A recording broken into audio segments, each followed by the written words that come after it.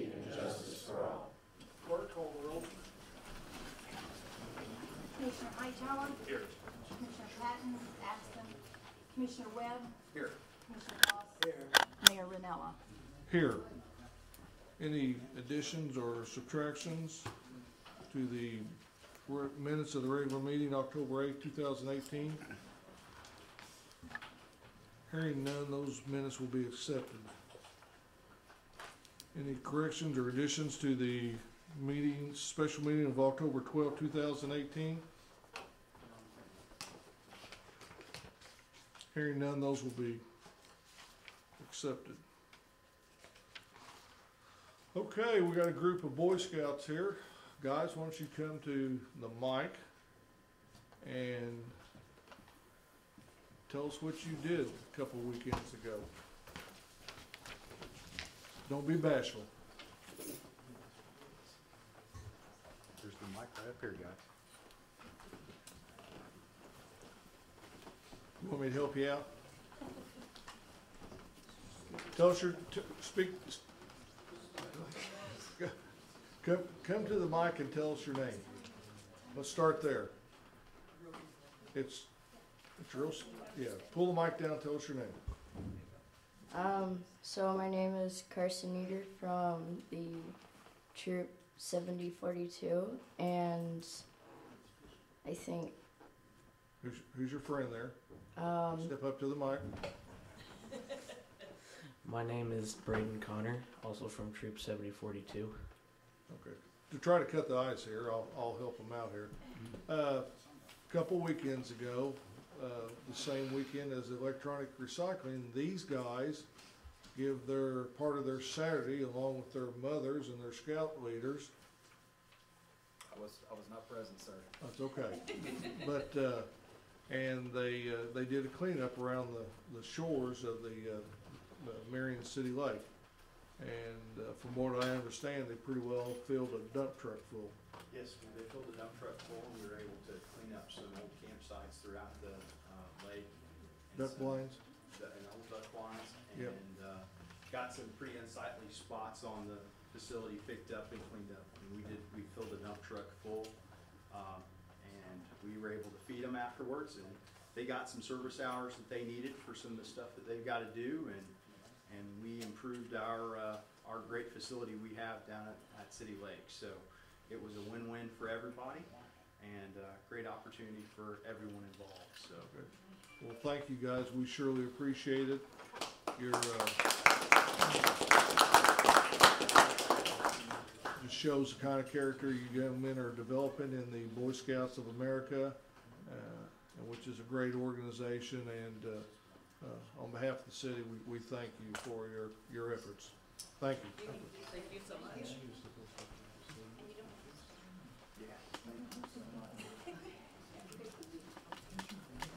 I need a spokesman. Okay.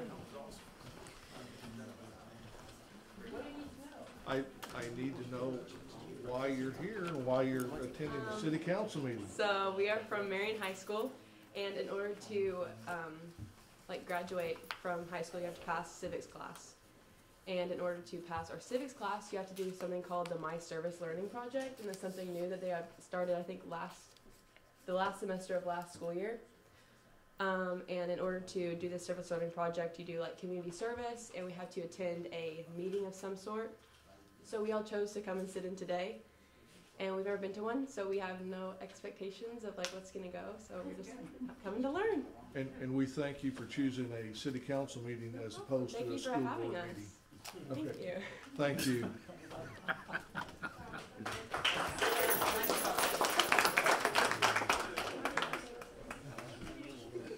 Anybody else like to address the council?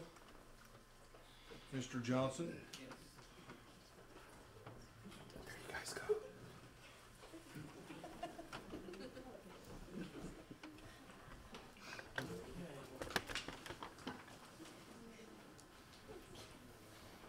I just put this together, so Well, I hope my grammar's right. do the best you can, I can. and you are aware of the council ordinance. Allocating Yeah, but you might want to hear more. Yeah, It's possible. we'll just see.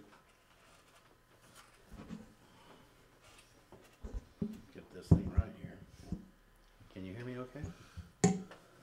Okay, my name's Jim Johnson. I'm going to read this because I've written it and I want to make sure it's all covered. I'll try to do as quick as I can. My name is James E. Johnson. I'm a tax-paying resident of Marion. I'm a Christian, patriotic, constitutional American. I'll be 65 years of age, January 4th, 2019. I have two issues I'd like to bring before the Marion City Council. I'd really like not to be interrupted at any point. I want to be heard from beginning to end. I want to do it quickly because I know that's what you want. Can you hear me all right? Okay. September 11th, April 19th, and May 1st, and Friday the 13th, or just the 13th, are satanic ritual murders of the Illuminati. This ultra-secret organization is controlled by the international Jewish banking elite, the European Rothschilds and American Rockefellers, and 200 Jewish banking families worldwide. They created and controlled communism and the secret societies in America and abroad. The Lord Jesus the Christ, through me, kept the United States economy from collapsing Friday, September the 11th, 2015. On September 11th, 1989, the European Rothschilds caused America's mini stock market crash on Friday, October the 13th, 1989. Some call it Black Friday. The Illuminati was responsible for the bombing of Paris, Friday the 13th, on 2015. 137 people were killed. The Illuminati also caused the stock market crash of 1929. The death of Catholic Supreme Court Justice Antonin Scalia was a ritualistic murder of the Illuminati on February the 13th, 2016, which was on Saturday. He was poisoned Friday night. He had been quail hunting, and while dining, he was poisoned. And from what I understand, it was a prostitute that did it. It was Lincoln's birthday. And Lincoln was a Christian and was assassinated on a Good Friday by a Jew by the name of John Wilkes Booth. Friday, October the 13th, 1307, was also the day that Knights Templar Jacques de Molay was arrested. Lincoln's death was not only was an Illuminati assassination representing the crucifixion of Jesus the Christ, it was also the avengement for Jacques de Molay being arrested. The 4 United States presidents assassinated openly by gunshot were all murdered on a Friday. Lincoln, Garfield, McKinley, and Kennedy were all Christians trying to make America great. They interfered with Illuminati plans for a Luciferian New World Order of Talmudic Jewish control of one world government.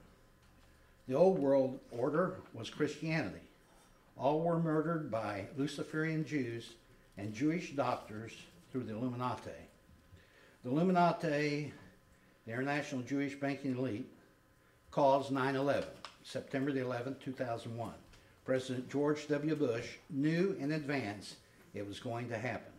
11 years earlier, in 1990, his father, George Herbert Walker Bush, first spoke publicly about the New World Order on September the 11th, 1990. And he spoke about it about 100 different times while he was in office. He was a CIA agent personally involved in the assassination of President John F. Kennedy, a Roman Catholic, on November 22nd, 1963, or 11/11/11, and 19 meaning a second reoccurrence of doom. John F. Kennedy was doing away with the Federal Reserve Bank of New York and the system controlled and owned by 8 Jewish banking families, the Rockefellers and the European Rothschild families in particular. The European Rothschilds and 3 other banking families own 52% of the Federal Reserve Bank, which makes it treason in the United States. JFK Jr. was murdered by the Illuminati in 1999 because he was getting ready to disclose President George H.W. Bush murdering his father. He was in politics, and the Illuminati hate this Roman Catholic. Robert Kennedy was arrested by the Illuminati, assassinated by the Illuminati because they feared this Roman Catholic would follow up on the plans of his brother, JFK, in doing away with the Federal Reserve System. That's unconstitutional and only called federal to deceive the public. The CIA in the 1960s struck a deal with the Muslim Brotherhood to use mind control. Both Lee Harvey Oswald and Sirhan Sirhan were under mind control. Martin Luther King Jr. was murdered through the Illuminati. James Earl Ray was just a scapegoat. Code number of the Illuminati is 23. George Herbert Walker Bush and William Jefferson Clinton both have 23 numbers in their name. The Bushes and Clintons come from old Illuminati families. They literally get by with murder. The Bushes are Skull and Bones members, and the Clinton is a member of the Order of the Demolay.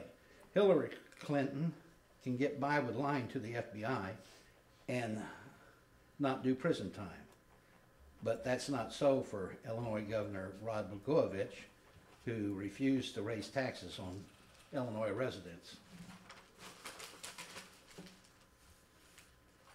America has had 4 presidents poisoned with arsenic on July 4th.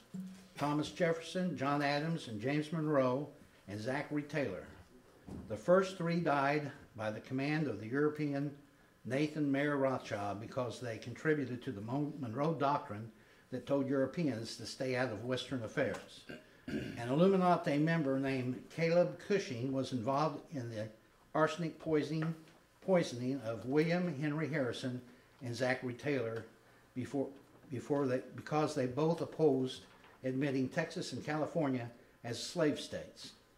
The European Rothschild family controlled the black slave and Chinese opium markets through white Freemasonry. The Illuminati assassinated Senator Huey Long in 1935, and President Warren G. Harding was poisoned in 1923, and Franklin Delano Roosevelt in 1944. They needed Harry Solomon Truman to carry out their war plans of World War II. Both presidents were Jews. Both Theodore Roosevelt, a Republican, and Franklin Delano Roosevelt, a Democrat, were Dutch Jews and high-level Freemasons. It was the Knights of the Golden Circle members, a front organization of Freemasonry, John Wilkes Booth, Albert Pike, Judah P. Benjamin, Slidell, and Admiral G.W. Baird, all Confederate Jews who in New Orleans in 1863 and 1864 conspired to murder Abraham Lincoln. It was Admiral G.W. Baird who later identified the body of Captain James William Boyd as John Wilkes Booth. Captain Boyd was, in fact, a Confederate spy who greatly resembled Booth, and he was used as a scapegoat. They murdered him in Booth's place. His body was later dumped into an Arsenal prison sinkhole used to dump dead horses. John Wilkes Booth, a 33rd degree Freemason, was never caught by Union troops. He was whisked away by the Knights of the Golden Circle, who had members in both the North and South militaries. He later died out west in the 1900s. Jewish doctors are... No one was held accountable for Lincoln's murders, who were really responsible. Albert Pike was pardoned by Andrew Johnson because he considered him his Masonic superior. Jewish doctors are always an essential part of the Illuminati plan to kill U.S. president leaders or political leaders who hindered the takeover of the United States Republic by international Jewish banking elite. Remember, John F. Kennedy's brains were completely removed by a U.S. government Illuminati Jewish doctor. On September the 11th, 1941, groundbreaking took place for the Illuminati's Jewish Freemasonic Pentagon of Occultism. Actual demons are housed there. Also on this date, September the 11th, 1941, Charles A. Lindbergh spoke at a American First rally in Des Moines, Iowa, that the British, Jewish, and Roosevelt administration were pushing the United States toward war. That was World War II. FDR allowed the Japanese to bomb Pearl Harbor to engage the American people in war. against Germany. The American people had wanted no part of the war. They had had enough with World War I. On May, by the way, Charles Lindbergh's son was kidnapped by the FBI and was murdered. On May 1st, 1972, FBI Director James Edgar Hoover was poisoned by the Illuminati. He was found dead the morning of May 2nd. He was obsessed with going after Jewish communism in America for decades. On April 19th, 1994, Jim, are you about done? well, I'm getting there, Richard Nixon. Well, you're 10 minutes in. Aren't you interested in this? Well, I must tell you, I don't share your views. Well, I'll be I'm honest. giving you the dates of this, and I'm trying to explain what these dates are and what they're all about. Richard Nixon was poisoned by...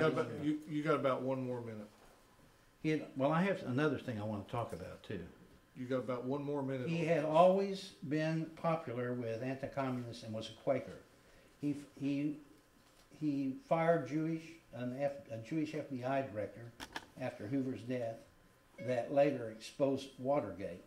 On September the 11th, 1996, Spiro T. Agnew, who was Nixon's vice president, was poisoned by the Illuminati. He was a Greek Orthodox faith. J. Edgar Hoover was murdered in 1972 during the Nixon and Agnew administration.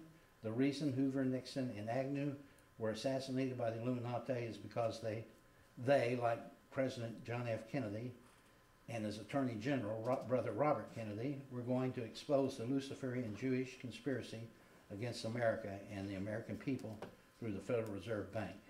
Constitutional law, well, I'm going to finish this in a different way then. Okay, Donald Trump's coming to visit here in Murfreesboro, the 27th, which is on Saturday. And that's between this full moon, which is actually the 24th, and Halloween. And Halloween's always been considered over in Carbondale, you know. That town in particular has been considered the city of destruction.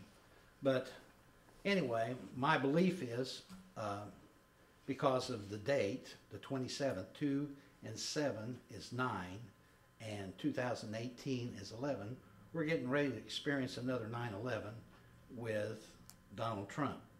I think, this is my personal opinion, I think they're going to try to assassinate him at 4:30, which is 4 and 3, which is 7, which is a sacred number for the Illuminati, either at Murfreesboro, or they'll change their plans like they did with Kennedy, and they'll have them fly into the Williamson County Airport, which is the Veterans Airport, and already have everything set up to assassinate him there. And the reason I believe that, or I have two reasons, is because the sheriff, who's a Shriner here, Benny Vick, he moved his office from the airport here recently to the administration building because they don't want to be implicated in it if that's the reason. The second thing is Kennedy was killed on a public square like we've got right here with a obelisk in the middle of it and a Masonic temple inside the square. Now, just across the street from here where Parks Pharmacy was, there's a printing shop, and above it used to be the Oddfellows Lodge. And several years back, about 15 years ago, they found a full skeleton there. So anyway, the obelisk in the center of the square here is in a circle within a square. It represents an erected penis, and the square and the circle represent intercourse. Okay, that's enough. We're done with that rhetoric right here. Okay. What is your second point of business? Well, your time's up. Okay, I'm going to finish with the first part. Oh, well, you're done with that I'm gonna rhetoric. ask- You're not going to have any more of that here. I'm just... And I apologize to you for that type of conduct in this case. Well, I'm not trying to be impolite. Well, you're done. I'm not Move on to your I'm second not trying point. to be Jim, impolite. move on to your second point of business. What I'm please. going to ask you all, and I've brought all this to your attention, and I'm going to ask you if you would please warn Donald Trump that there's a possibility he could be assassinated when he comes here on the 27th. Okay? The other point is they're trying to take away my nursing license, and I haven't done anything wrong. You need to take that up with the state of Well, Ohio. the reason I've brought it up, though, is because there's some reasons I'm bringing it up. Attorney Dan Cavanis has tried to call the people I'm supposed to talk to many, many, many times, and they're not answering the phone, okay? But he thinks the whole thing's bogus as well as I do, and I've done everything they've asked me to do. They had to order a protection on me, and there was no reason for it to keep me from the hospital. I haven't gone to the hospital, and because of it, my mother died. And the CEO, Melissa Atkins, and Stephanie Langley, the director of nurses, and Carrie Gill, the first judicial judge that handled the case, my case with that, wrongfully kept me from taking care of my mother. I was her primary caregiver. And this here that I'd passed out, if you remember this, I'd passed this out all throughout Marion. In high school, got about 50 copies. But anyway, this that I had passed out, Judge Goffinette told the court with Dan, my attorney Dan there, that this was First Amendment rights and there was nothing wrong with it. They sent the FBI to my house to see if I had guns, which I didn't. And I said, is it all right if I pass this information out throughout Marion? And then 3 FBI agents told me it's First Amendment rights. I've said nothing wrong and it could be passed out. Okay? But what I'm going to say, and then you can leave it for what it is, what I'm getting ready to say is that Melissa Adkins, okay, and Stephanie Langley and Carrie Gill, who's the first judicial judge, I'm holding them personally responsible for the murder of my mother. They murdered my mother by keeping her away from me because my mother needed me.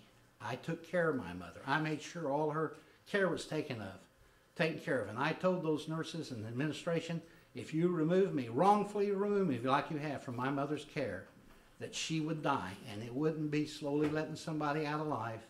It wouldn't be mercy killing. It wouldn't be euthanasia. It would be murder. And they have murdered my mother. And I'm asking you, Mayor Ranella, and you know a lot about this situation because we've had phone calls with the CEO at the hospital. I'm asking you to ensure that the state's attorney prosecutes these people for murdering my mother, George Ann Johnson. George Ann Johnson was my mother, and they murdered my mother.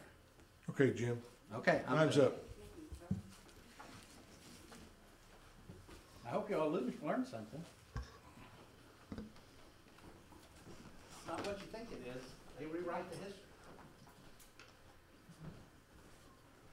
Okay, let's go to old business because our street superintendent has another place to be. If you'll see,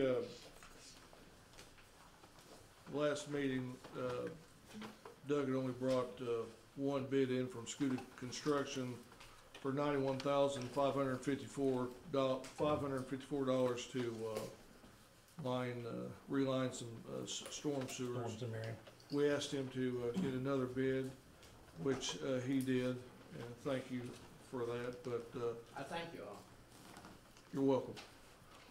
They were come in at $162,766. So obviously, Scooter Construction of Marion is the low bidder.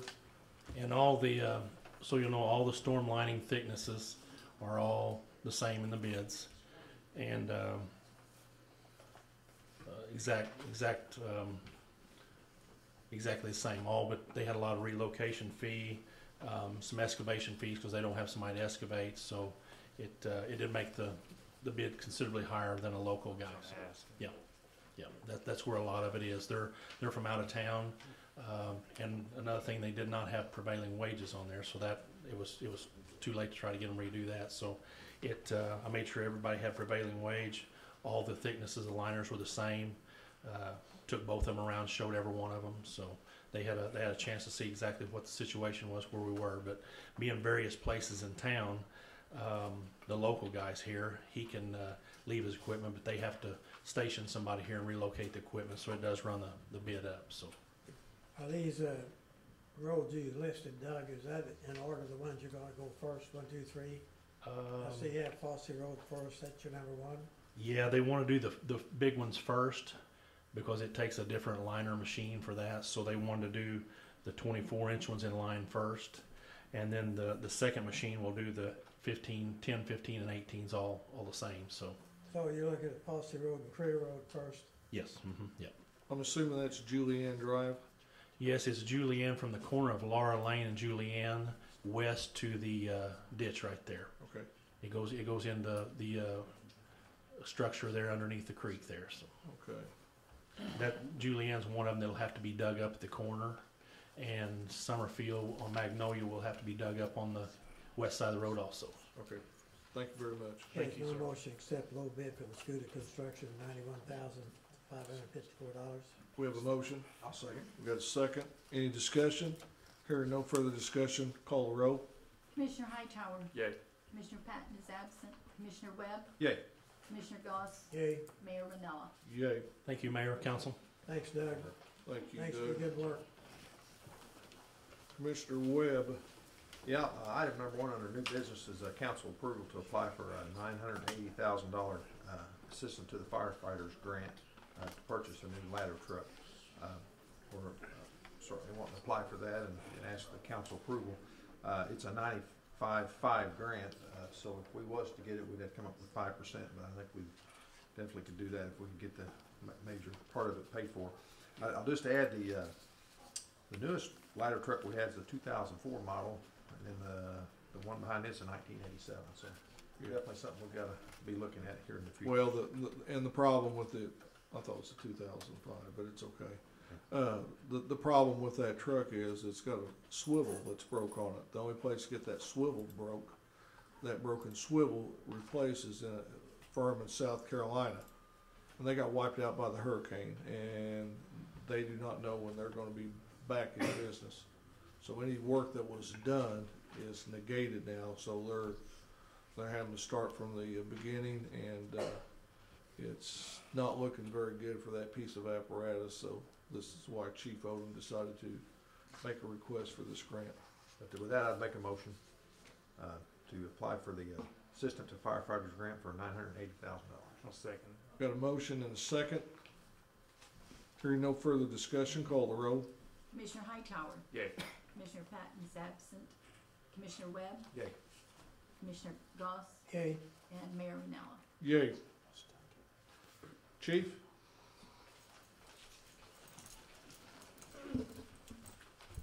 Some of our seized cars we've had from the narcotics unit, the year time limit has come up on them.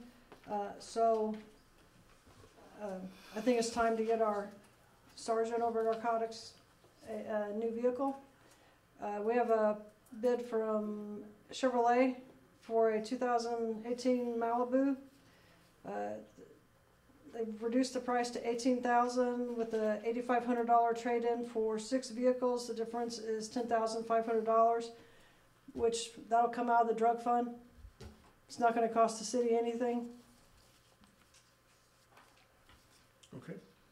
Yeah, that's a great opportunity to take advantage of that. So with that, I'd make a motion. Yeah, they've earned the money. So Second. Got a motion and a second. Any discussion? Hearing no discussion, call the roll. Commissioner Hightower, Yay. Commissioner Patton absent, Commissioner Webb, Yay. Commissioner Goss, yay, Mayor Renella. Yay. Chris, looks like you got the floor for a while. Making up for it from last time.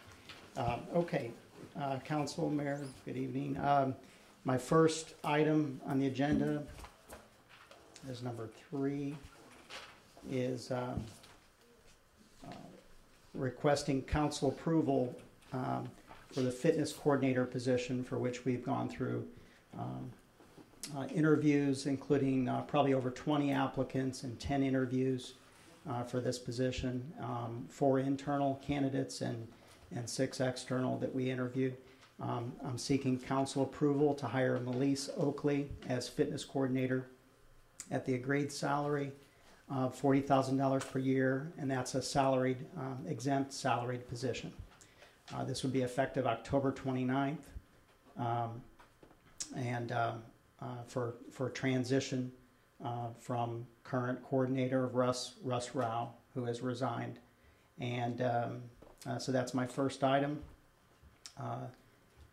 And I'd like to say a few things, if I may, as far as that particular choice.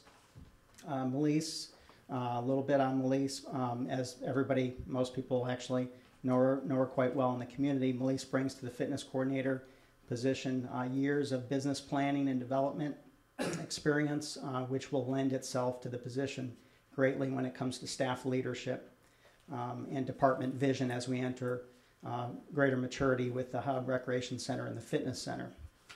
That position, that coordinator position, leads a team of 29 to 30 staff, including 2 contractual groups, various classifications of employees. Melissa's group exercise certified in Les Mills body pump. To date, she's been the Hub Manta Rays head swim coach with U.S. swim coach certifications. We're going to do a effective transition in this area. She'll be missed on deck. She'll remain in an advisory capacity on the Hub Manta Rays board. Yeah, that was my question. Is she going to remain as coach? So the answer is no. No, not in effective on-deck coaching capacity. We have a very talented group of swim coaches that are already on board, and under Jared King's leadership as a coach for a portion of that time with his coaching team, we'll make that effective transition. She'll be missed on deck. She'll be missed by those families. But she has set the groundwork in that department and with the swim team, and will continue in a strong fashion. She replaces who? Russ Rao. Was he salary exempt? He was salaried exempt at $42,000. So that is the position there. There's a realignment with these position salaries, as you'll see with a couple other of these agenda items. Let's take them one at a time. Mm-hmm. Well, as far as Melissa, doesn't she own the boutique? Yes, she does. How's that going to impact? I mean, the day-to-day operations, yeah. Is that going to affect her ability to be in a full-time position? No, she's in many respects handing that off. She has been managing that along with swim coaching at various hours that go into the evening. She'll be transitioning that business as well and to the level that she needs to. That was the one question. Good question, Commissioner. That was the one question that had been asked me the most. Well, the business and taking on a new 40-hour position. Correct. As a business owner, many business owners here, I'm sure, understand as it takes a lot of hours to actually run a business, develop it, start, to run it. She's run that business for 12 years, and we've had those discussions. Very capable and ready to transition that, as well as having the 40-hour week position.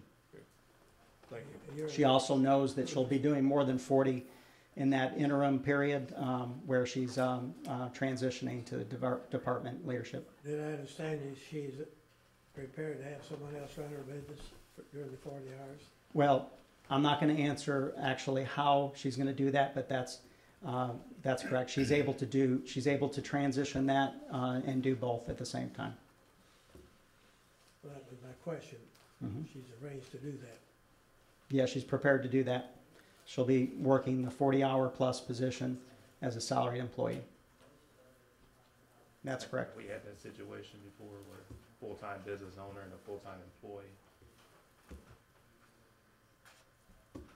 I mean, I'm sure she's capable. I mean, I know her, but I'm just concerned that with her running a full-time business, I mean, what kind of dedication impact she would have on her job here as a full-time employee at Marion.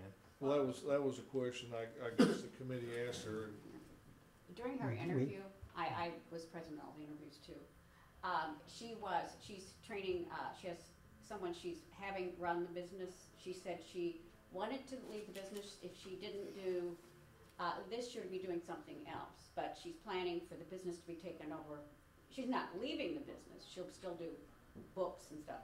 But that shouldn't be that. I mean, the decision was she's the most capable one during the interviews that we found, and that's why we proposed her to the council.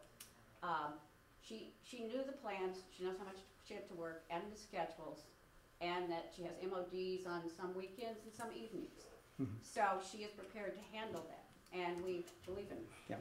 We discussed with every candidate that's anticipated to likely be 50 to 55 hours a week in the initial transition. I mean, this is for a good number of. We don't want to work her to death either by putting in all those hours at her business and turn around and we expect her to do 40 plus with us. Yeah, something's gonna. The transition that she described. We had very in-depth, more than one meeting upon final selection. Prior to final selection, we had a second meeting and had that discussion. So it's I have full confidence that she's going to make that transition as she describes, and she's ready to take this on. She's got a great deal of commitment, of course, to the city of Marion, to the hub. She's increased that activity as far as the new hub Manta Ray swim team, and she's ready for this step. There are requirements to be exempt in salary. Salary itself doesn't do that, of course. Mm-hmm. My question is, does she meet the requirements? Yes, she does. Have we been waiting for a month or two on a job description for some others that were? Yeah, different salary? position. Mm-hmm. I know, but we haven't received the job description. Yeah. It'd be nice to know why we have all these all of a sudden being salary exempt. Yeah, we have an existing. It actually has evolved over time. We have an existing job description for this position as fitness coordinator, and she meets the requirements. She meets and exceeds the requirements for that. Do you have a job description that could be sent to the council on all these people? Yes. We have job descriptions that were actually released publicly for the posting of these positions. We have them currently. Yes. It was released publicly for the position. Well, I haven't seen them. Read them asking yet. Mm-hmm. Mm-hmm. I can give you that forthright, but it was released. It was released with the ad, and it was provided to every candidate for the fitness coordinator position. I understand that. It is the same job description that Russ Rowell had. Okay. It hasn't changed. He was exempt too, right? And it was the same Yes, he one was. as the Yeah, fitness yeah. Steve, coordinator. would you like I to, think that answers that question on that one. Steve, would you like to address the council and inform them what makes one exempt or non-exempt? Well, it's all governed by federal law. They have different classifications of what where a person can fall under to be class exempt, and therefore no overtime is paid to that individual. I think in this specific case, the person that she's replacing is the same job description that he had, and he was already exempt too. So there's no change in the position. In other words, you're not going from a non-exempt person to an exempt person in this particular case. It is, it's going from exempt to exempt. So there is no change in job description that had been previously approved, is my understanding. Right. In this particular case. Thank you. Yeah.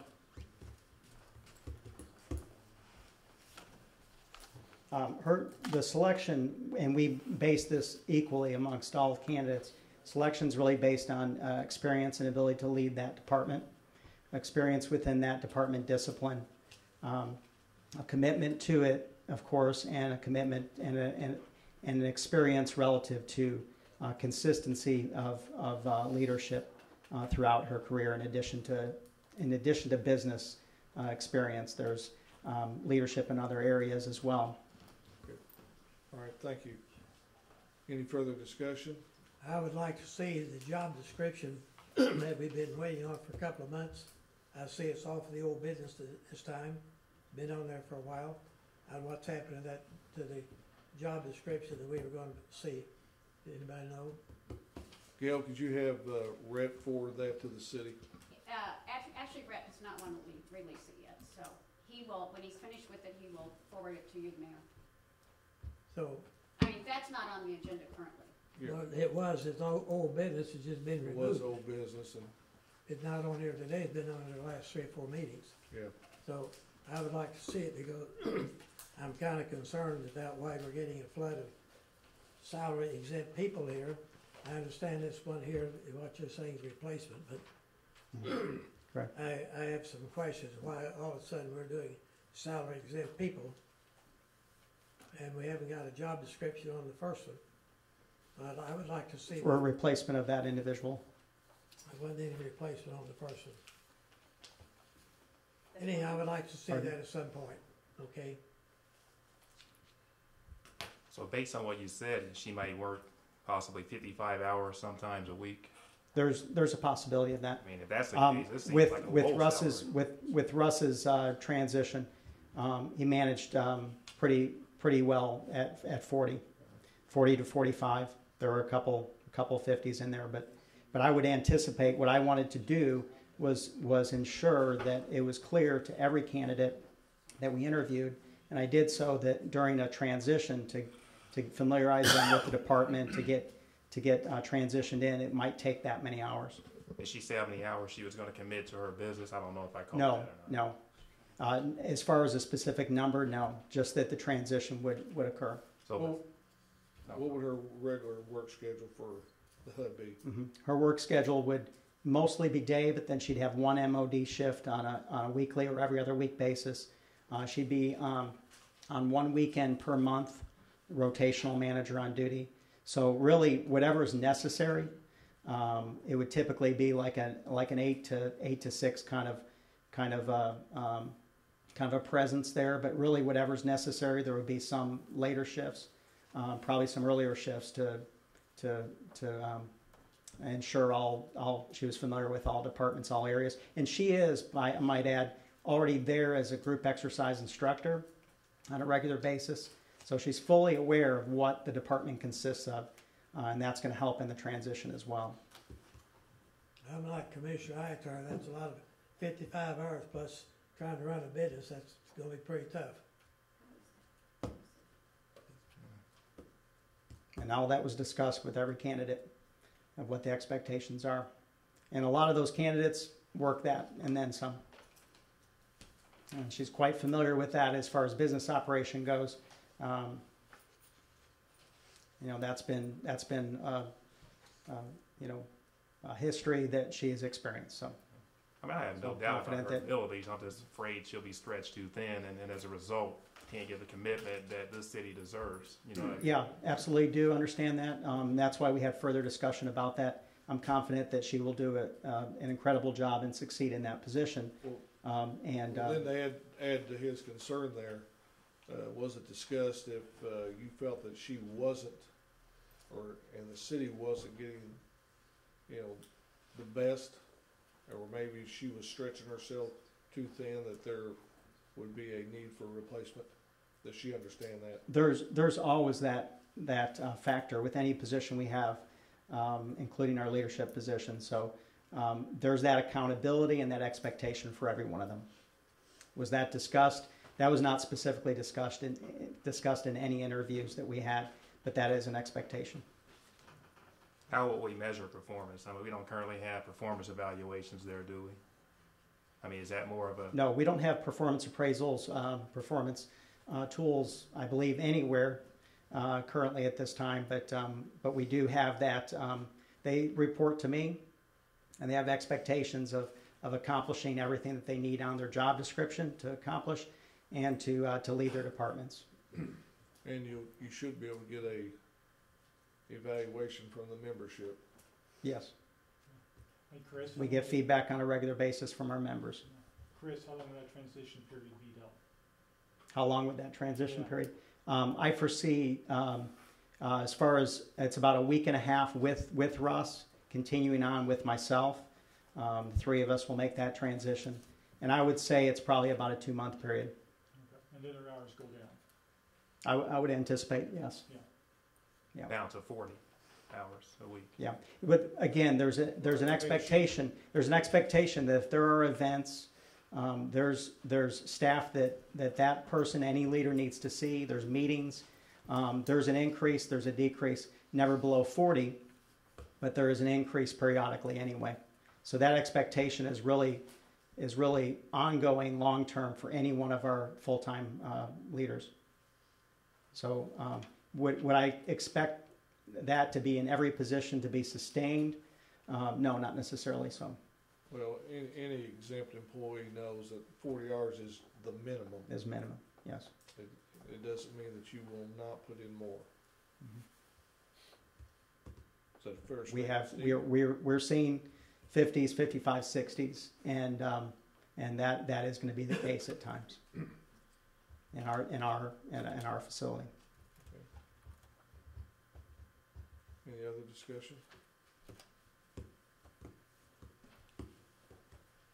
Is there a motion?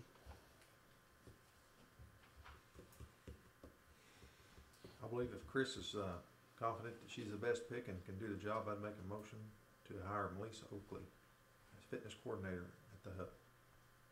Got a motion? Is there a second?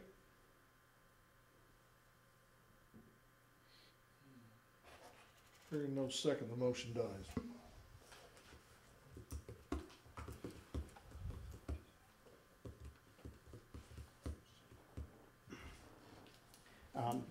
Okay, number 4. So if the council chooses not to hire this person, we do not have another choice. We do not have another coordinator. So we would In have a that vacant position there. And you also have a person you're penalizing because you're saying she can't run a business. She has told us that she has chosen to do this job. This is the best candidate with the commitment that I am fully confident in. You have a list of the other 19 applicants. I thought you said there were 20 Sure. applicants. So do you want to start interviewing each No, one I just yourself? want to kind of just see a brief summary of what their qualifications are. I'm sure you guys have that on file somewhere. Yes, We we have have, lots of references Okay. and This is, qualifications. let's move on, this is dead tonight. This does, Counselor, is this available for another council session? A motion could be made at another time, yes. Okay, for a thank special meeting. you. We're gonna have one Thursday, but. Is that an option to put it on that agenda after seeing the applicants, seeing the job description, et cetera? Or even speaking to her personally.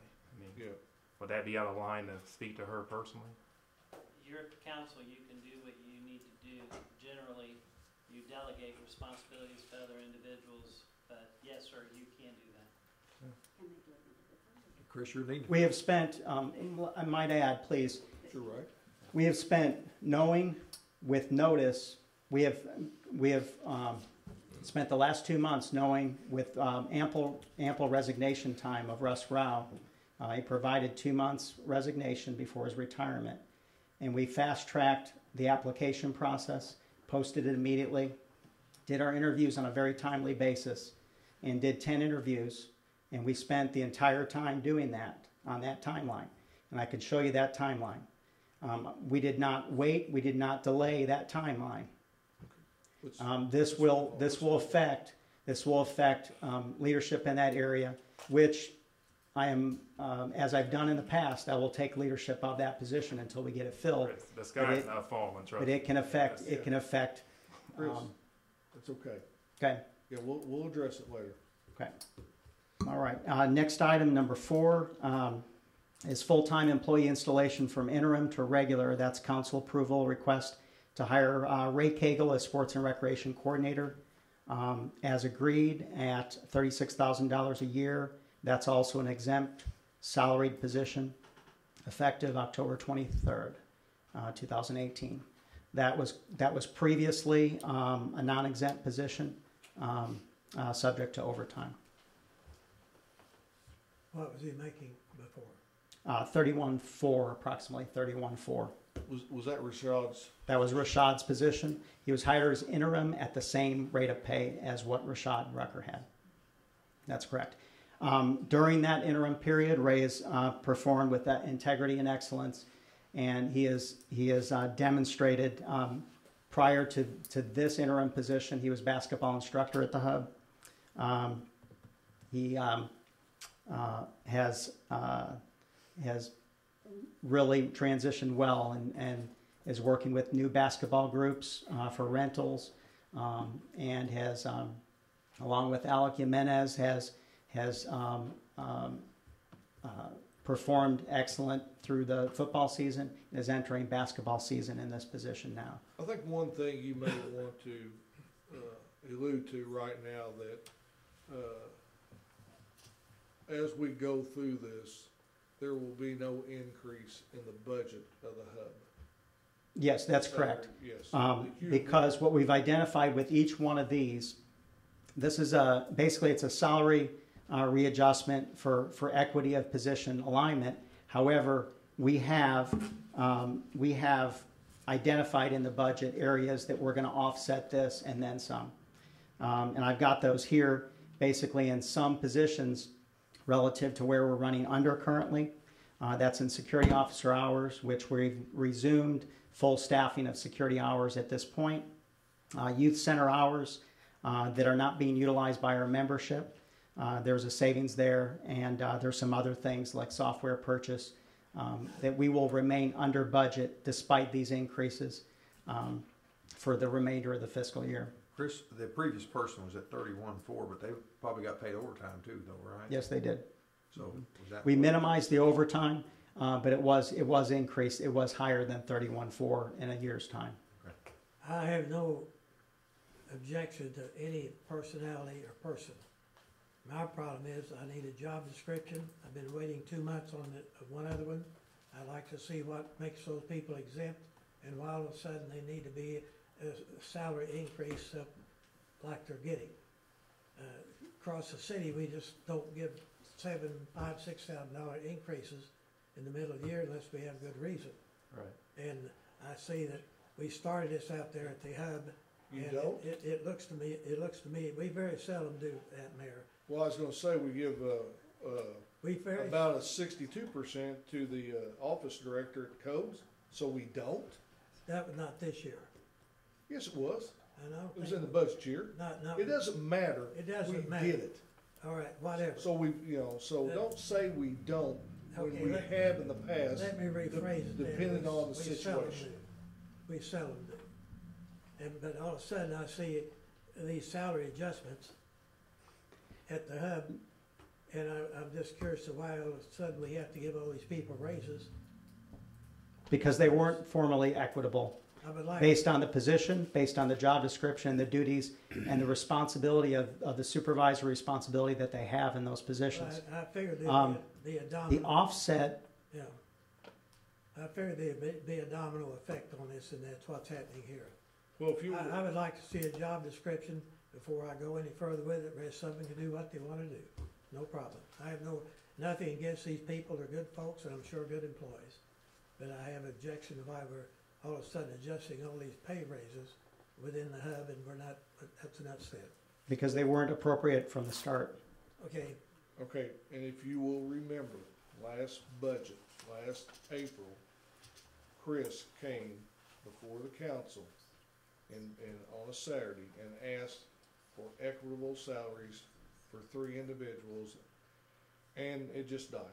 And now he's trying to realign his staff again. Yes. No, I don't like doing it in the middle of the year, and all these individuals understand that next April, in next budgets, they will not see an increase in salary. Is that That's not correct. correct? That is correct. That is correct, Mayor. We, prior to approval of this current year's fiscal budget, I proposed these salaried positions with the exclusion of the At a higher sports rate, and rec too, coordinator if I may add. at a higher rate in some, yes. And that was not approved at that time for various reasons. We also, making these salary positions, we have a predictable budget that we can work with. Okay, let me ask you this. Aside from the one in question that has not been made available, can we have job descriptions? Yes, We have to have a special meeting for various things. yes. Thursday, can we have? We can have the job descriptions first thing in the morning Okay. for all those because we have them. And it- They're current job descriptions that are not We've pending. acted on 3. It'll be my recommendation that we table 4 and 5 till that point in time. Is that satisfactory to you, Commissioner? yeah, I just like the job description to verify. I think they that will are give- exempt. Yes, that'd be fine. Then will that give you enough time to have a conversation? Okay, let's do that. Is So, that agreeable? Yep. What time Thursday? At your beck and call? Be in the afternoon for me, That's fine. 4:30. No problem. what all do you need me to provide? Job descriptions. Job descriptions for each of these positions I for, want job descriptions of, which we already have, for 3, item 3, item 4, and item 5, those individuals. At what time would that be? 4 work for Yeah. I really don't know what the issue is, on number 4 on the right. Why we can't act on that tonight, Well, that's a 16% increase for one. so. But let me tell you what else I would like for you to do. To show your adjustments in your budget to offset the increase in these salaries. Could you please do that? Yes, I can. Yeah, I'm not concerned about the budget, because I think you're handling that. I'm not concerned about these individuals. I'd like to see that what warrants it to be an exempt, and why all of a sudden, we won't mention any name, all of a sudden has to have an increase in pay when, and I want to see what extra duty she's having to do. Some of these, and I think they're good people, but I don't see the reason to be raising these salaries up and down like we're doing. Particularly, you started out this year, surely it's good for 1 year. Well, that's it. See that, and my offset. The right side of it, what I'm going to add to on for another 18 months. What I'm going to add to how conservative I am with this particular calculation, you'll see, is that my offset would be for the annual salary increase. So we are actually going to see less of that, less than that, in the next 6 months of the fiscal year. So. Okay, but let's show that to the council. That's fair. They have the right to see where you're making these adjustments, and then come up with the job descriptions for 3, 4, and 5.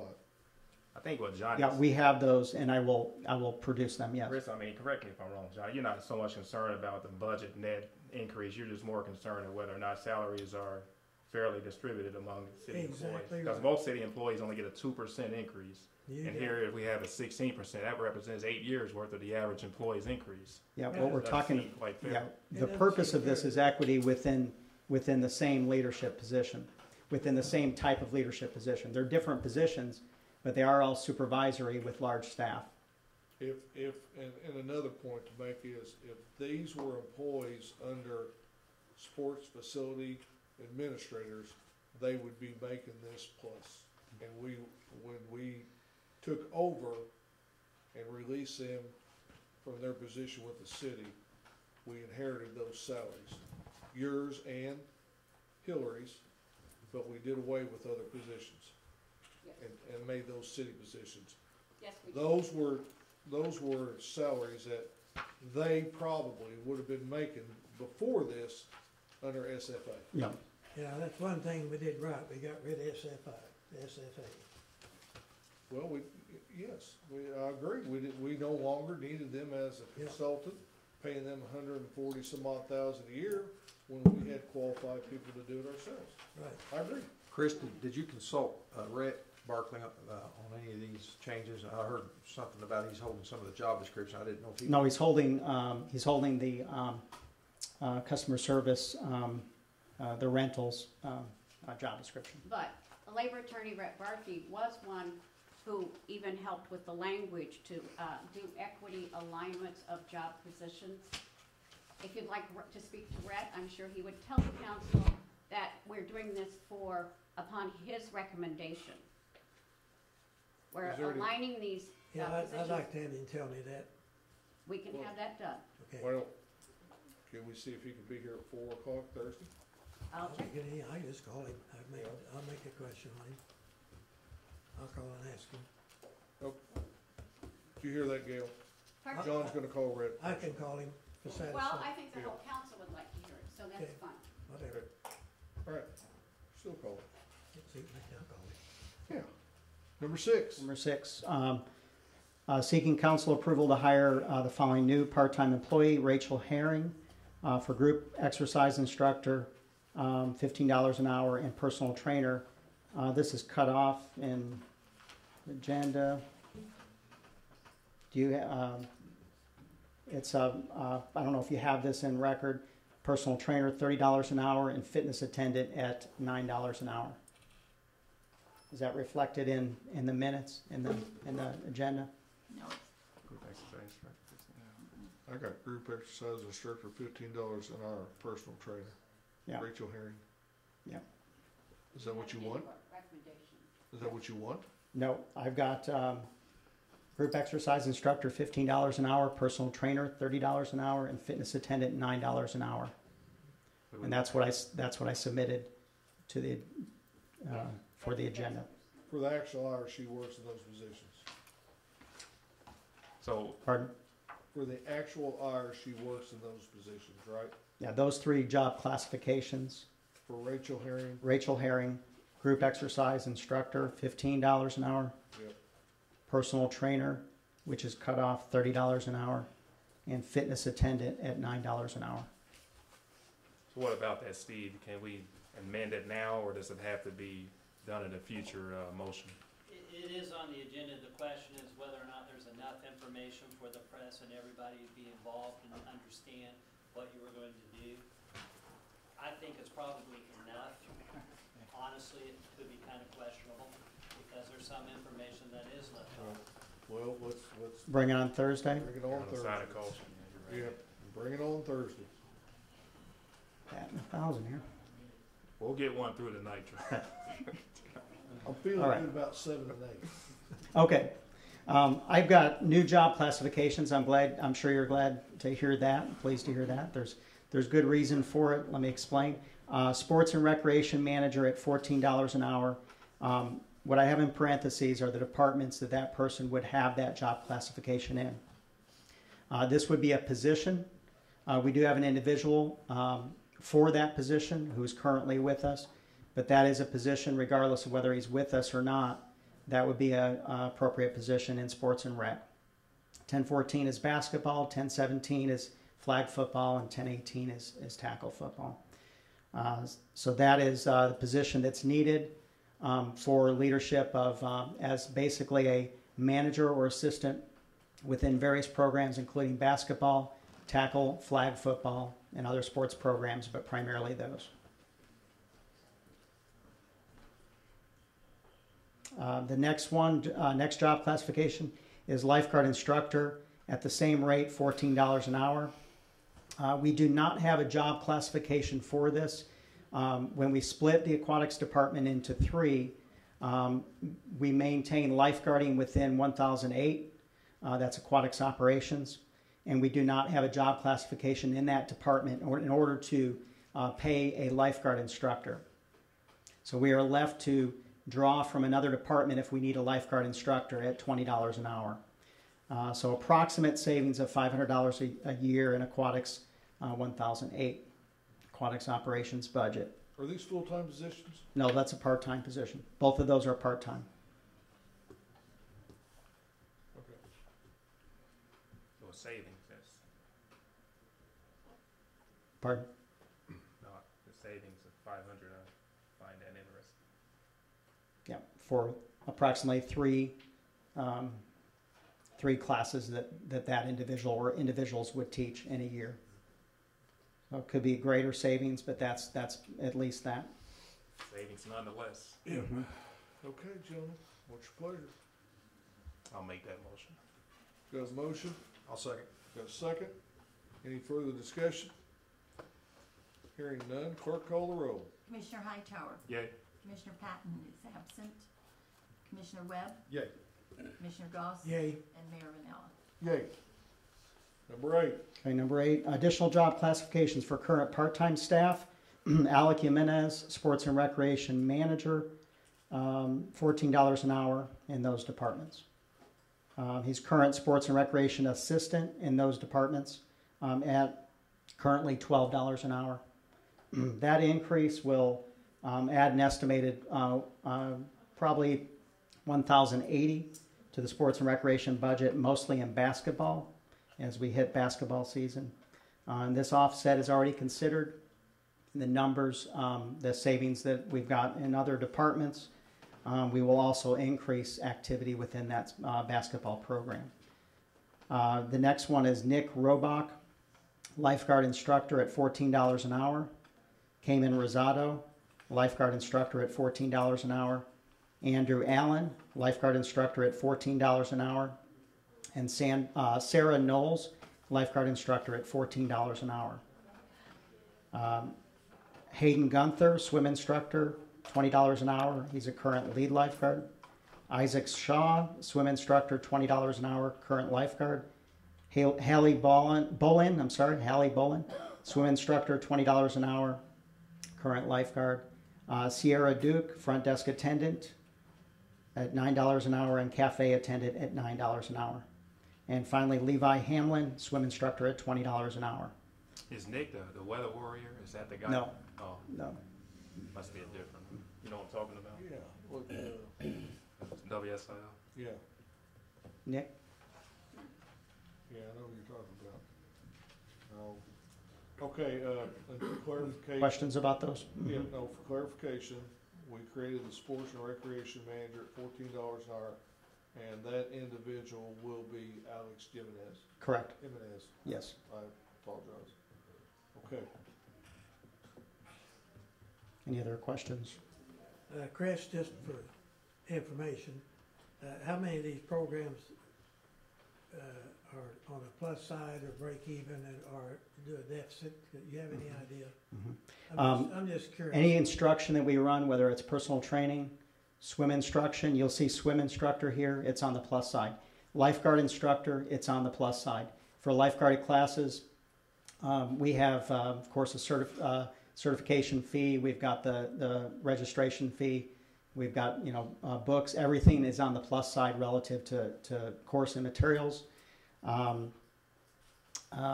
And sports and rec is probably the most challenged department relative to being on the plus side, but it brings the entire facility, what's really critical, it brings the entire facility revenue in other areas, including the rentals for basketball court rental, including cafe for sales, and various other events. So it lends itself to other parts of the facility.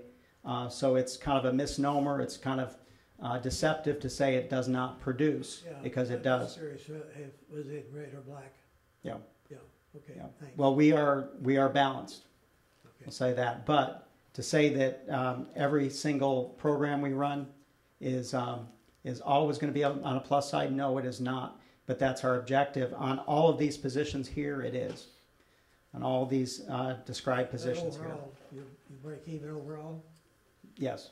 I mean, all your programs, you pretty well break even? Yes. Okay. And if not, on the plus side. Okay. Thank you. You're so eloquent in presenting this. Would you like to make this motion? I make a motion that we approve the aforementioned personnel at the listed salary and classifications. I'll second. What'd you say? Huh? He said hire these people at the salaries. That's exactly what he said. Okay, any further discussion? Hearing none, call the roll. Commissioner Hightower? Yay. Commissioner Patton is absent. Commissioner Webb? Yay. Commissioner Goss? Yay. Mayor Vanella? Yay. Thanks, Chris. Sure. I might mention too, Alice mentioned this, and you might want this announced. Yes. We have Thursday and Friday aquatic center closure for painting. The entire deck is going to be painted. So we are removing all items as we speak and throughout the next couple days. So we have aquatic center closure. We've released that publicly, website, our hub text, signage. And this is in regards to the renovation, prior construction and, yes. And the painting got. Yes. As they work themselves out through the punch list, the final thing that they'll be doing Thursday and Friday, the final thing during our operational hours for sure is painting the deck, painting the pool deck. Okay, so we had a 30-some odd punch list, and this ends it? This ends it. Wow. We are going to, there's a retainage that's going to go beyond that, but this ends, the substantial completion is we've already arrived at. But this essentially ends it. It's the largest ending piece to it, and we will see a couple other items that we're going to be sure get done before that is fully paid out. But this is the largest piece, and we have gone back to regular operational hours with the exception of these two closure dates to get the pool deck painted, which should take us a year or two into pretty good condition relative to the pool deck. Everything else is looking beautiful. I might add that the duct work that we did was absolutely needed. I was just getting ready to say that. Yeah, it was the right decision. Yeah. It's operationally, we haven't seen any condensation. We're looking at some cold weather coming up. We've taken care of that problem, I believe, and we're going to go forward with a facility that's sound. The true test happened this summer when the humidity levels went from 90-something% down into the 70s, and you didn't see the condensation on the glass, you knew at that point in time what we was doing was working. And with the advent of this new ventilation system, it's only gonna make it better. Yeah, we've had some freeze, one or two freeze nights, Yes. and we've not seen condensation on the windows. And there's still some adjustment in the system to make to increase efficiency. Right. So we're in a good spot with it. Sound building envelope operationally, as far as the DHU units that are operating, we're in a good spot with it. Good deal. Thank you. Thank you. Good job, Chris. Aren't you guys glad you come tonight? I mean, yeah. You, now, it doesn't get any more informed than this. I mean, we started off with that information that you guys would have never heard had you not come to a council meeting. But, so, and how do you feel? Mr. Isaac, how do you feel about it? He's not gonna answer me. Oh. Was you okay with the presentation? Yes. Yeah, that's the other guy. Yeah. He's from the other paper. Yeah, I noticed that when you ignored me, so, yeah, you're okay. But this is what it's all about. I mean, we don't agree on everything, and everybody's got their opinion, and because of those opinions, there was things on this agenda that we tabled, so further information could be given to the commissioners to act on in the future, and that's what democracy is all about. Yeah, I can't force them to be right. You know what I mean? He's trying. He's tried for 3 years. We're about to catch on. All right, number 9. This is council approval to hire a part-time janitor at the Civic Center, Kyle McDonald, at $9 per hour. This will be one who works just events as needed. Okay, thank you. I'll make that motion. We got a motion, second. Any discussion? Hearing none, call the roll. Commissioner Hightower. Yeah. Commissioner Patton is absent. Commissioner Webb. Yay. Commissioner Goss. Yay. And Mayor Ranella. Yay. On the pavilion, item number 10, this is for the council to approve Jeffrey K. Bird, and he's a current part-time employee, but would move him to the position of full-time administrative assistant at the pavilion for $13 per hour. The executive director had another meeting, so Jared wasn't able to be here, but I was present and helped with the interviews, and we interviewed quite a few people. And Jeffrey seems to meet the need. So that would be a recommendation from Jared and I to the council. So this has been lowered to compensate for the $2 raise on the other employees. Yes. That's good. Okay. I'll make that motion. We got a motion? I'll second. A second. Any discussion? Hearing no further discussion, call the roll. Commissioner Hightower. Yay. Commissioner Patton is absent. Commissioner Webb. Yay. Commissioner Goss. Yay. Mayor Ranella. Yay.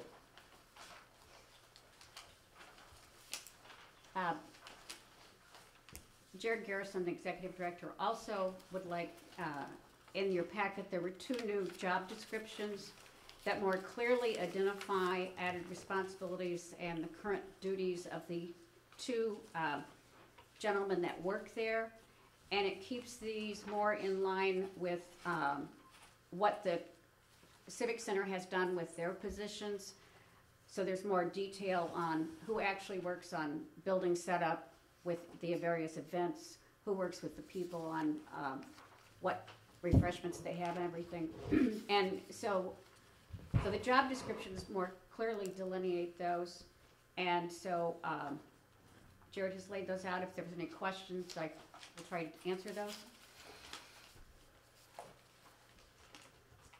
And with 12 and 13, this should take care of the revolving door that we've had out there in the past Yes, and and the maintenance positions. Yeah. And Jared has worked with and consulted with Steve on everything we've done. Steve has been consulted on not only the hub's discussions, but also the pavilion. So just so you know that Steve has been involved in these discussions on these positions, and feel it does help. And we've had these two gentlemen do an excellent job on turning around things in a very quick order. Yep, Now they I make do. a motion to adopt item number 10, 11. 11. 11. Mine says, Yeah. okay, 11. I'll second that motion. Yeah, it's been a long night. Well, it says on mine over here. No, it says over here at 3 and 4, we caught up, okay. I'll make a motion to approve this number 11. Different looking. I Got a second. motion and second. Hearing no discussion, call the roll. Commissioner Hightower, Yay. Commissioner Patton is absent, Commissioner Webb, Yay. Commissioner Goss, Yay. and Mayor Manella. Yay. Number 12. Okay, this would be council approval to move David Wade to the position of logistics liaison at $15.62 an hour, which reflects a $2 increase due to additional job responsibilities. I'll make a motion on number 12 to approve David Wade. Second. Got a motion and second to approve David Wade as the position of logistics liaison at 1562. Hearing no further discussion, call the roll. Commissioner Hightower, Yay. Commissioner Patton is absent, Commissioner Webb, Yay. Commissioner Goss, Yay. and Mayor Manella. Yay. Number 13 would be the council approval, please, of Charles Jarvis to the position of venue coordinator at a pay of $14.60 an hour, which reflects a $2 per hour increase. I'll make the motion to accept item 12. I'll second. Item motion. 13. Item 13. Charles Jarvis. Ms. Al, Ms. Pratt. Okay, Charles Jarvis at 1460. Yes. Got a motion and a second. Kids, one thing. Trick or treating hours. October 31st, 5 and 8. If you can get by with it, get by with it. Right. Thank you for coming. Yep.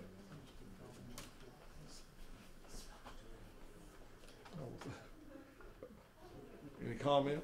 Any further comment? No discussion? Call the roll. Commissioner Hightower, Yay. Commissioner Patton is absent, Commissioner Webb, Yay. Commissioner Goss, Yay. and Mayor Manella. Yay. Okay. 14 and 15 ought to excite you because we got some things working and it just shows we're headed in the right direction here in Marion. Number 14 is, these are and 15 both, are professional services agreements with the city and our consultants, Jacob and Klein and the Economic Development Group, the same consultants we've used for all of our TIF. This would be their, 14 would be to establish a professional service agreement between Jacob and Klein and Economic Development Group to work on a new TIF project, commonly will be called Marion Little Tractor Tax Increment Financing. This would be a new TIF that would incent and help promote an area of town that really needs to be developed. And so this would be, they will be doing, and it delineates in Exhibit 1 all of the things our TIF consultants do, from establishing the timeline to the research for qualifying property for this TIF. We've already done a preliminary qualification with them, and they feel it is very right and good. They will prepare all the redevelopment agreements, do the public hearings, all of the things that you've all gone through, all the steps that they do. So this would be establishing that agreement at a cost of $20,000, and that would be paid out of TIF funds. Yeah, because it'll be contiguous, right? Yes, Yeah, it is it'll be paid contiguous. out TIF funds, yes. Yes. There's no legislative action on something like this. It's our decision here. Yes. Only if it's extended from 12 years after the. Oh, no, this is just a contract to establish a new TIF. which Okay. would give it 23 years. Right, We're not making anything From the date, extend. yes. We all be long gone. Okay, I make a motion to approve ordinance 3473. Second. got a motion and a second. Hearing no discussion, call the roll. Commissioner Hightower, Yay. Commissioner Patton is absent, Commissioner Webb, Yay. Commissioner Goss, Yay. Mayor Renella. Yay.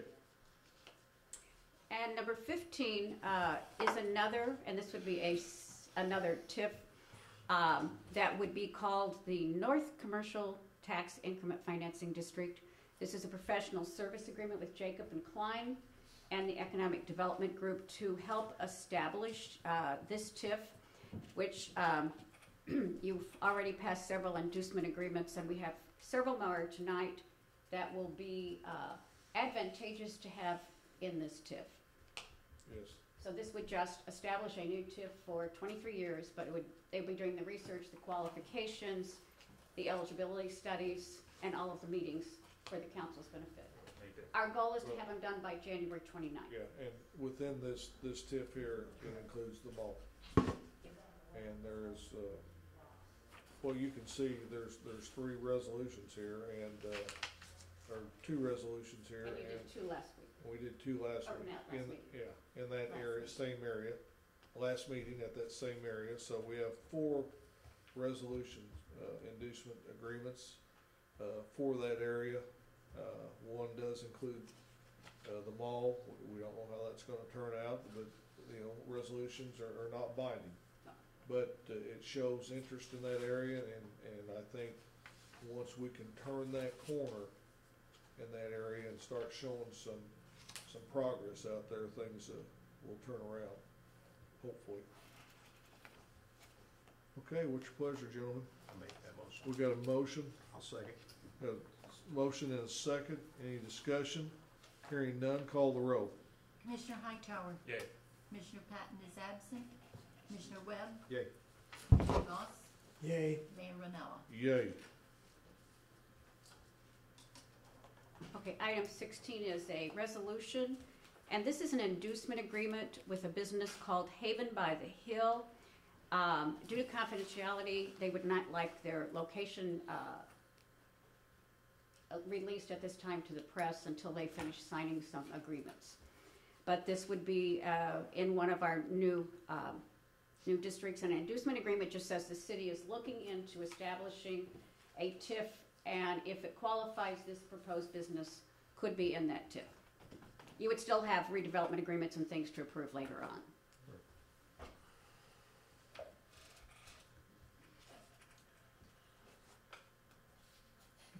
Your pleasure. I'd make a motion to approve, item number 16 was a resolution 2018-22. Second. Got a motion and a second. Any discussion? Hearing none, call the roll.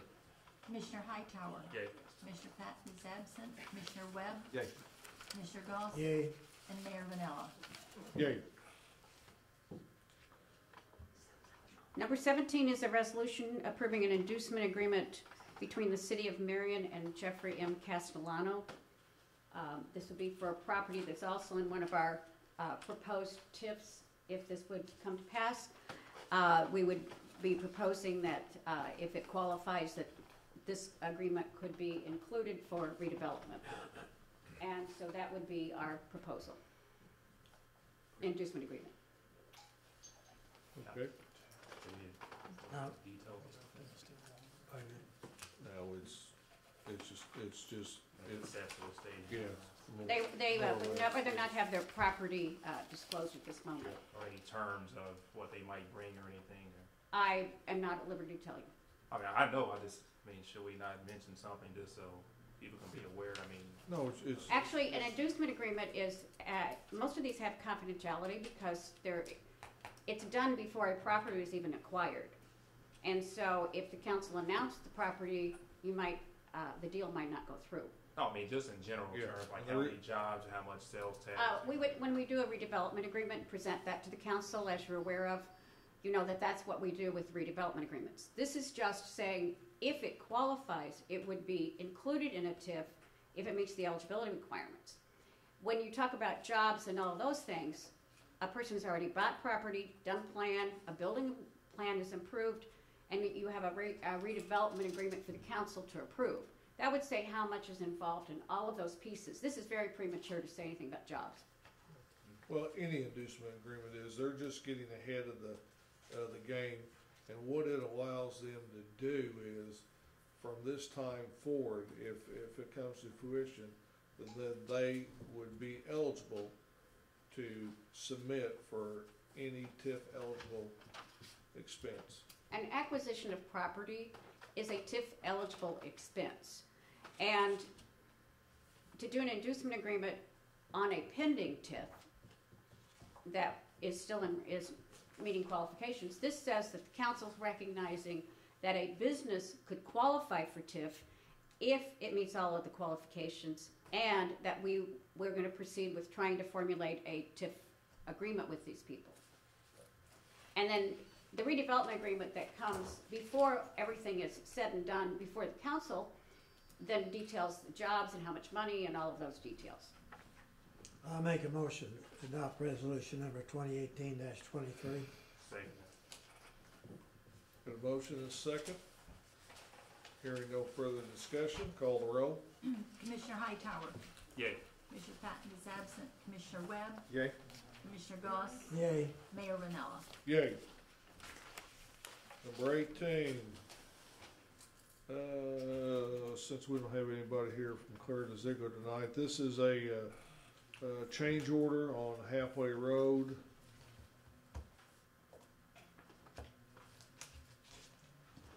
Yeah, subtract and the 21,000, Yeah. 2,000, what is it here? It's $21,030. Yeah, 20,000 over 11. $11.11, yeah. There was some gives and some takes, and he decided, to turn some sort of a Yep. basket, the dollar basket, what is they put in highways, keep the concrete from bucking up. Anyhow, that's what, as far as a minor thing, but it ends up the change order 21,011-11. And I would make a motion to accept change order 18. Okay, we got a motion and I'll second. we got a motion and a second. Any discussion? Hearing none, call the roll. Commissioner Hightower. Yay. Commissioner Patton is absent. Commissioner Webb. Yay. Commissioner Goss. Yay. Mayor Ranella. Yay. He told me there were some sort of basket dollar, puts the Yeah. three bars in the center court, he saws it down the middle, keeps it from bucking up. Okay. Okay, number 18, 19. 19. We're all behind. Okay, this is an ordinance that we kind of got it in our existing ordinance. Had several restaurant owners contact me, and they want to allow 19-year-olds in places that serve food to serve alcohol, take the alcohol from the bar or where it's dispensed to the table, and that's it. They're not allowed to dispense, they're not allowed to be bartenders. That remains at 21 years of age, and that's nothing that other communities are not doing anyway. And it limits the age of the employees that they gotta hire for this. It actually helps them a lot. So that's, you can read it, it's pretty self-serving, so anyway. I'll make that motion. Got a motion? I'll second. A second? Any discussion? Hearing none, call the roll. Commissioner Hightower. Yay. Commissioner Patton is absent. Commissioner Webb. Yay. Commissioner Goss. No, Mayor Ranella. Yay.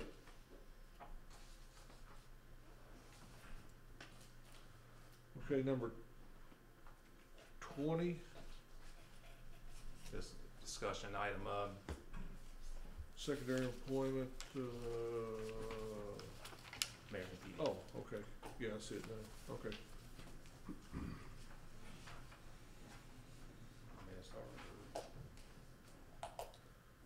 Scott? You You're up. have a brief summary? I just, My name is Scott Morris, police officer at Marion, also union, one of the union reps, and on pension board. So I was here just to discuss secondary employment for police officers.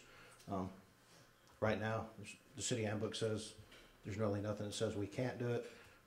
We're just trying to discuss we can do anything other than like security. Or the chief's not okay and allows to work like security or secondary law enforcement type jobs when we're off. We work 4/10s, 3 days a week off, and I was just wondering if we could revisit that and maybe allow us to work secondary employment in our career field. Well, that's what we specialize. That's what we do, and that's other departments in the city have other jobs. If they work in the street department, they may go. They can work doing other stuff in their field. We're not allowed to do anything in our field. Plus, I mean, also we have officers we don't pay into Social Security, and officers need to get secondary employment, and so they can actually pay into some of their time into Social Security, so they can actually draw some of the Social Security when they do retire. So what's the common explanation given the reason why you can't have, say, a security officer's job or something that may require you to carry a firearm or something? Well, from what we saw here lately is they're scared of some kind of litigation that the city may get sued if we're hurt or we do something wrong, that they could hold the city responsible because we were trained by the city. Like the vicarious liability, something like that? Yes, sir. So what about if a person was in the military prior to that? I guess under that reasoning, they can sue the United States government because they trained them initially. That was my analogy exactly, but I mean, I don't know. I mean, that's something new that, I mean, it's up to every chief, I guess, if they're gonna allow it. I mean, when I first started, I worked security at Dillard's armed. When I started here, I worked it for like 3 years. It was never questioned. Nobody ever said anything. Just here recently, within the last 2 years, a couple officers actually tried, and they had to have the chief's signature and chief. So you guys just looking for a standard citywide policy? Yes, sir. Kind of be consistent with other departments? Yeah, I mean, a lot of other police departments in the area allow their officers when they're off duty to work in security fields or actually part-time. Like Williams County has the airport out here. They do that off duty. Well, we have quite a few of them work for Carterville PD too. So, I mean, and some of our officers would like to have some of that and could, but under the current, they won't allow us. And actually out here at Heartland now too, they're having armed security. We're not allowed to even work armed security at our own hospital in the city. They have state troopers doing it, and they have people from Creel Springs, officers from Creel, working out there because they have armed security since our first guest here tonight, actually. So what's your take legally, Steve, on? City is not liable for the acts of its officers except when they're acting in the course of their employment for the city of Marion. So if they were acting as security guards for Heartland, for example, in my opinion, there is no liability for that.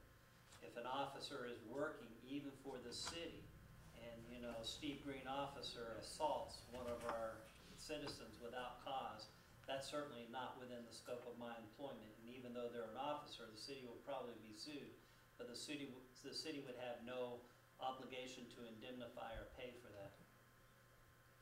So there's really no issue here, is what you're saying? No, they can't wear identifying. That's true. You can't. Steve Green couldn't wear as a security guard something identifying myself as a police officer. If we were to do something like that, then there may be some potential liability for that. As a police officer, meaning a Marion PD uniform or any? Correct. Okay. Right, but if they're acting as a security guard, they're in plain clothes or they're in some other form of garb, in my opinion, there's no liability. So in theory, if a Marion police officer wanted to say work part-time at Energy PD or Carterville PD or whatever, under law, that they would be allowed to do that, would that not be an issue? Those would have different issues that relate to compensation. As far as liability issues, if Scott was working for Energy during that period of time, he would be liable, in the city of the village of Energy, would be liable for his acts during that period of time.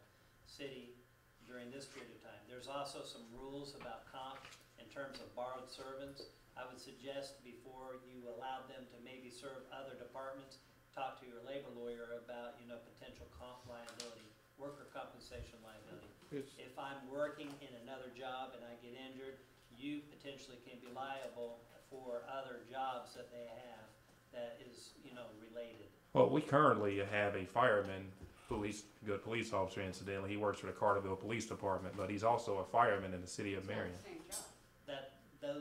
Those are different classifications. If I'm a police officer for the city of Marion and serving as a police officer for energy, the city of Marion could potentially be held liable for third-party costs for their secondary job because they got injured for the city of Marion. Again, I would, suggest that should go through your labor lawyer. Talk to him about that. Have you spoken to Daniels about that? Oh, we've discussed it. We had a grievance about a year and a half ago on year and a half this. ago. And council upheld what the labor attorney, Rep. Barkley, had advised, that if it was a person that was in another police role, that's under police pension and workman's compensation, that it should not be one that council should consider. So that was. it addresses that in the Fair Labor and Standard Act under similar employment, and I think it is it's in the section 553, where and if you'll see this, I give each and every one of you a copy of that.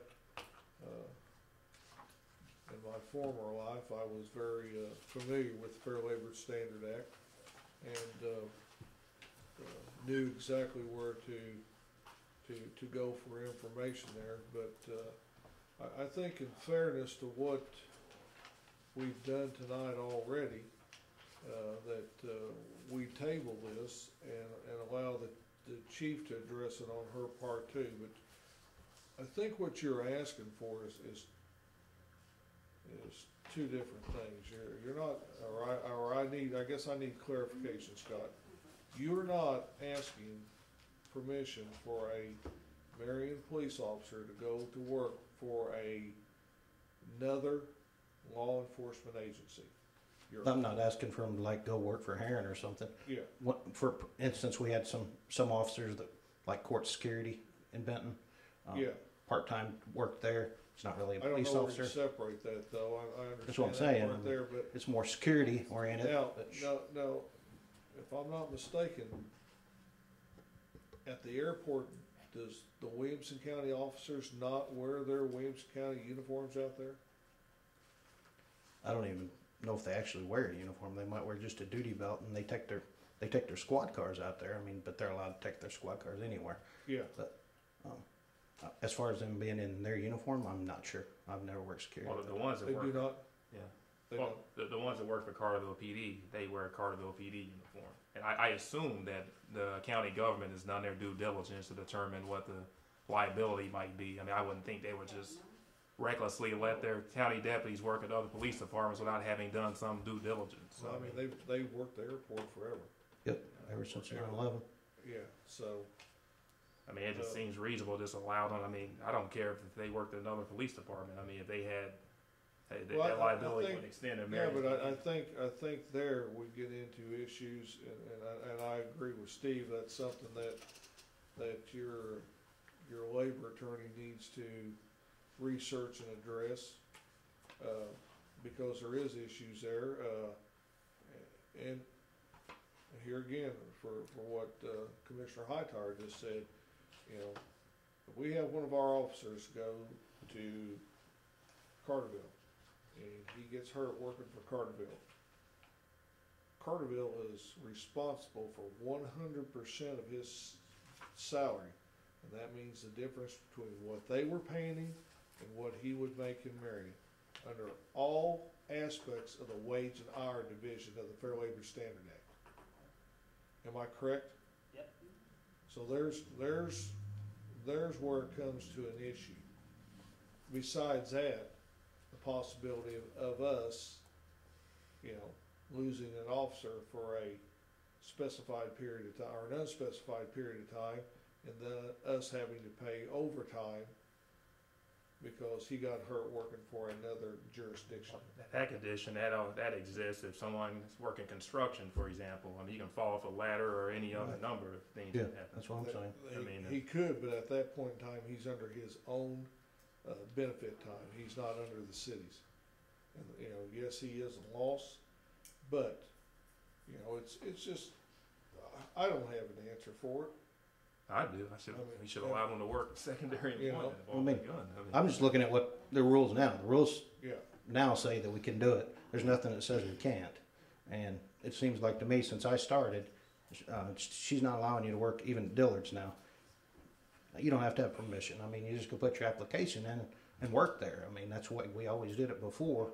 And now that we've had a couple of officers that tried and, you know, they had to have the chief's approval from other departments. Even actually, the U.S. Marshal said they'd sign a waiver and everything, and they were responsible for everything. They didn't care. Still, no. I mean, This is what we do. I mean, we're police officers, and surely we'd always take jobs in security as secondary employment. I mean, that just makes sense. Because, I mean, other officers, you know, Marion pays all right, but we have officers leaving for more money now, and secondary employment might help have some stay here. Some of our younger guys are actually actively trying to leave now for money. Yeah. Well, I mean, you know, we can only pay so much, and Understand that? we have individuals that have, I guess, are going to the state police. We cannot. It's true. You know, we can't. Nobody that, to my knowledge, can compete with that salary. No, but I mean, if you allow them to work. That's just the bottom line. But if you don't allow them to work, you know, pay a little of their Social Security too. I mean, Social Security, we don't draw it. But I think it's a discussion we can have in the near future. I just, you know, in fairness to her, I would, you know, like for her to address the council on what her concerns is, and then the council. Well, I mean, we could make a decision. You know, she may not like it. You know, we made a decision tonight here that you can see that the hub director didn't like. Sure. But I mean, you know, life goes on. It just seems like, I mean, I've been here for almost 15 years, and we were allowed to do it. The rules were there, so we're in the game, and now we're changing the rules in the middle of the game. You've been allowed to do it till recently?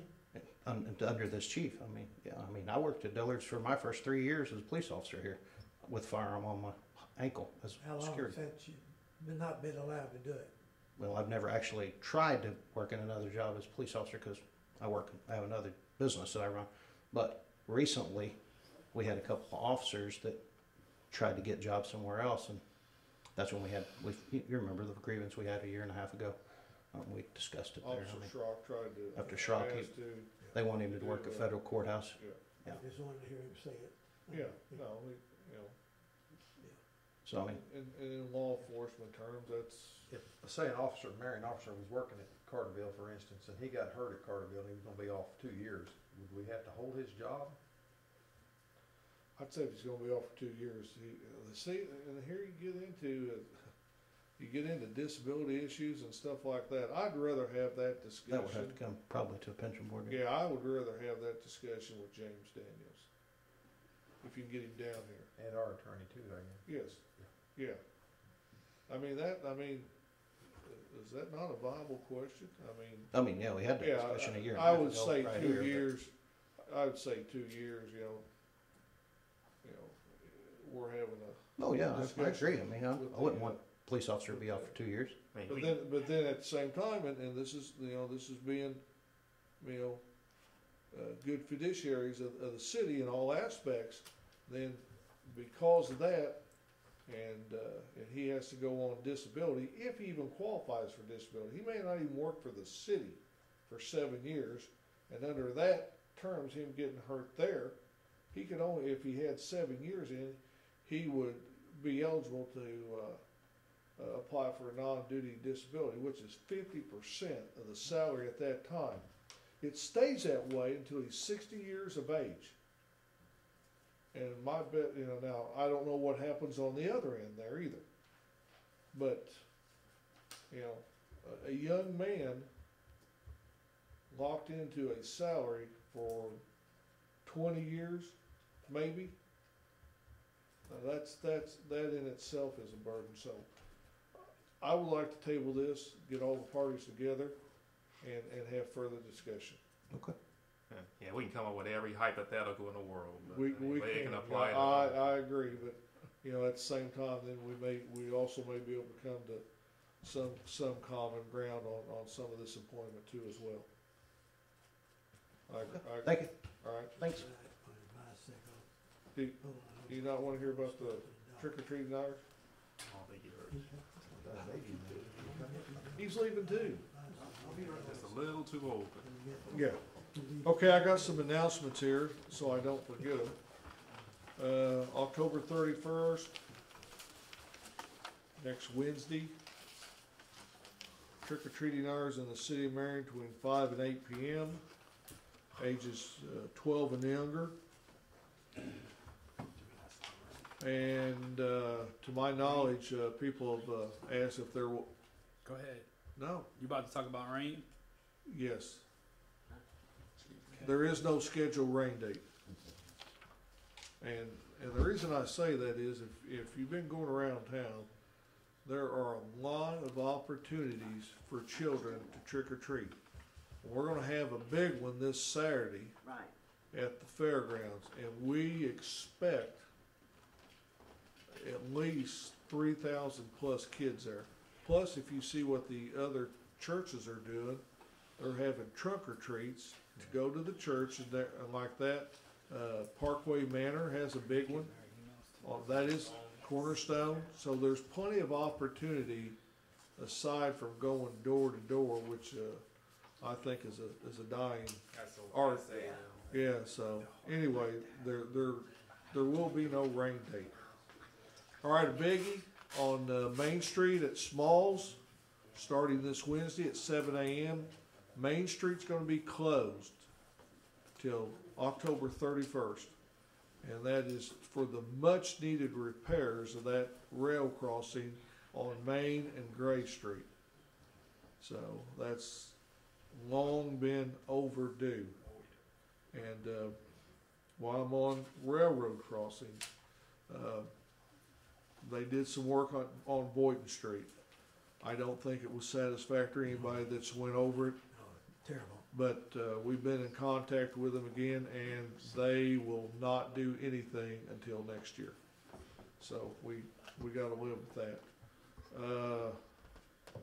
Boulevard and DeYoung Street are still pending. How is your recycling? How was our recycling? I haven't got to that yet. Have you got a tonnage back, Terrence? Yeah. I haven't got the tonnage back. I haven't either. No, but we had our electronic recycling on the 13th, filled a semi-tractor trailer full again of a lot of different things. This year they brought other appliances like refrigerators, freezers, washers and dryers, stoves, lawn mowers. A lot of different things were brought. The only bad thing about it, when we ran our first ad, it left off the big sentence, things not accepted. And we had people bringing us hazardous materials, paints and stuff like that, and we couldn't accept them. And we apologize for that.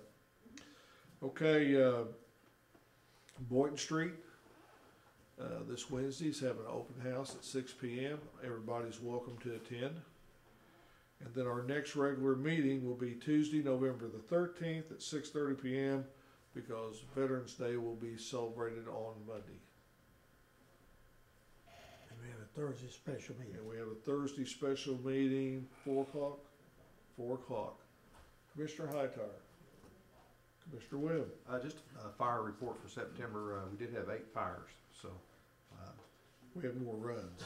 Yeah, we had several more runs. I won't go through all of them, but we did have 8 fires. Yeah, well, they were fires too, so Yeah. that's the cycle it runs, but anyway. Move to pay the monthly bills as funds become available. Got a motion to pay the monthly bills. Is there a second? Second. We got a motion and a second. Hearing no discussion. Call the roll. Commissioner Hightower. Yay. Commissioner Patton is absent. Commissioner Webb. Yay. Commissioner Goss. Yay. And Mayor Vanella. Yay. Move to pay the consent agenda. Second. Got a second. Motion and a second. Hearing no discussion. Call the roll. Commissioner Hightower. Yay.